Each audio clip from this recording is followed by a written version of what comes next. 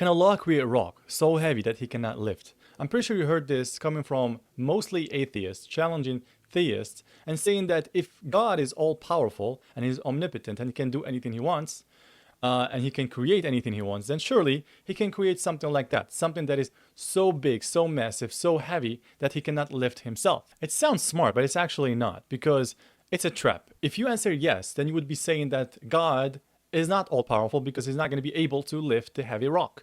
And if you say no, then God is not all powerful because he cannot create a certain thing. But here's the thing. A heavy rock that God cannot lift is not a thing. Let me explain. You see, a contradiction is not a thing because what you're asking is something that is impossible, something that is a contradiction. Yes, God can do anything that is logical. Contradictions do not exist. It is not a thing. Therefore, the whole question is invalid. A rock is a creation that God created that is something limited. A rock, doesn't matter how big it is, it doesn't matter how heavy it is, it doesn't matter how massive it is, it's always going to be limited because it is a creation. A creation is always limited by definition. God, however, Allah subhanahu wa ta'ala, is unlimited.